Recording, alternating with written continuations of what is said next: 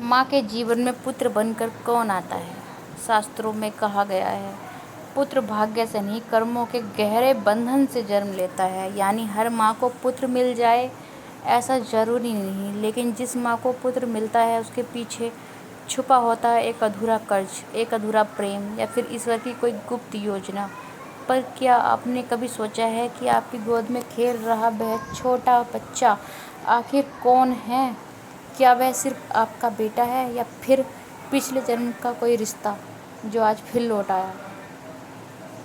आज की इस गहन और रहस्यमयी चर्चा में हम जानेंगे कि माँ के जीवन में पुत्र का वास्तविक अर्थ क्या है। इस वीडियो को अंत तक जरूर देखें, क्योंकि अंत में हम आपको गरुड़ पुराण से जुड़ा एक रहस्य बताएंगे जो आपके पुत्र के प्रति नज़रिया हमेशा के लिए बदल देगा। सनातन धर्म में पुत्र शब्द का अर्थ सिर्फ बेटा नहीं होता। पु का अर्थ नरक और त्रय का अर्थ बचाने वाला, यानी पुत्र वह है जो अपने माता पिता को नरक से बचाता है। लेकिन सवाल यह है कि वह यह कैसे करता है और क्यों वही आत्मा उस घर के माँ के घर जन्म लेती है। शास्त्रों के अनुसार इस संसार में कोई भी रिश्ता यूं ही नहीं बनता।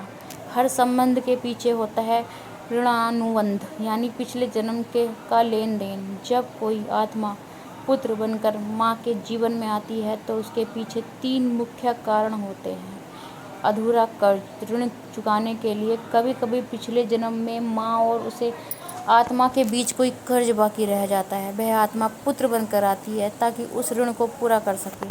हो सकता है वह माँ की सेवा करे, उसे सहारा दे या फिर कठिन समय में उसकी ताकत बने।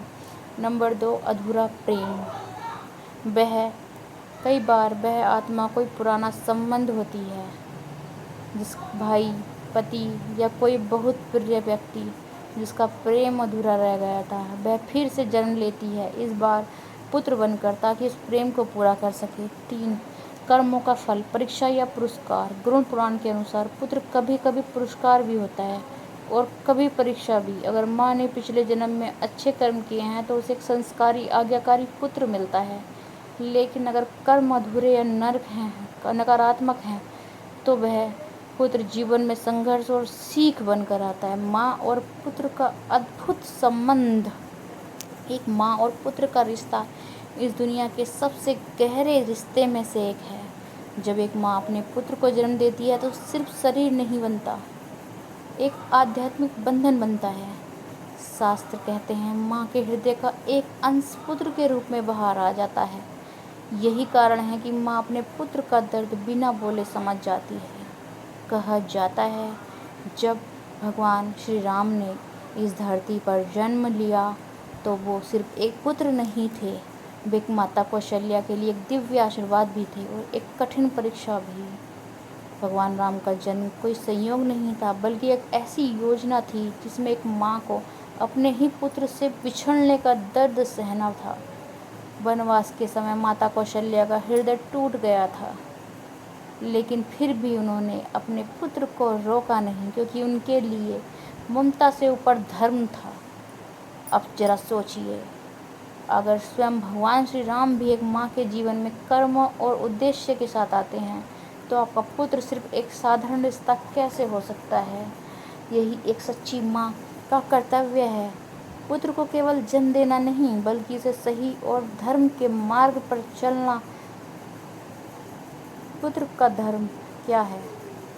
शास्त्रों में कहा गया है एक सच्चा पुत्र वही है जो माता पिता का सम्मान करे, उनके बुढ़ापे में सहारा बने, उनके अधूरे सपनों को पूरा करे और सबसे महत्वपूर्ण उनके कर्मों को आगे बढ़ाए। गरुड़ पुराण में एक अत्यंत गहरा रहस्य बताया गया है। जब माता पिता की मृत्यु होती है तो उसकी आत्मा की शांति के लिए पुत्र द्वारा किए गए कर्म, श्राद्ध, तर्पण बहुत महत्वपूर्ण होते हैं। ऐसा कहा जाता है पुत्र सच्चे मन से ये कर्म करता है तो वह अपने माता पिता को मोक्ष के मार्ग पर आगे बढ़ाता है। इसलिए पुत्र को मोक्ष का द्वार भी कहा जाता है।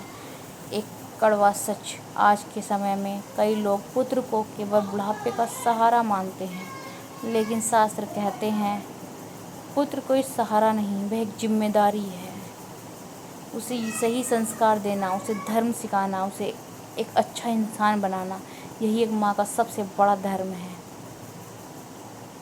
अंत में एक बात याद रखें, आपका पुत्र कोई संयोग नहीं है, वह आपके जीवन में इसलिए आया है क्योंकि ईश्वर को आप पर विश्वास था। वही आपकी परीक्षा भी हो सकता था और आपका सबसे बड़ा आशीर्वाद भी। जब वह मुस्कुराता है तो समझिए कि आपकी आत्मा खुश है, और जब वह भटकता है तो यह संकेत है कि उसे आपकी मार्गदर्शन की ज़रूरत है। दोस्तों, आपके जीवन में आपके पुत्र की क्या भूमिका है? क्या आपने कभी महसूस किया है कि आप उसके आने के बाद आपकी ज़िंदगी बदल गई? कमेंट में ज़रूर बताएं। अगर वीडियो पसंद आए तो लाइक करें और उन सभी माताओं के साथ शेयर करें जो अपने पुत्र से बेहद प्रेम करती हैं।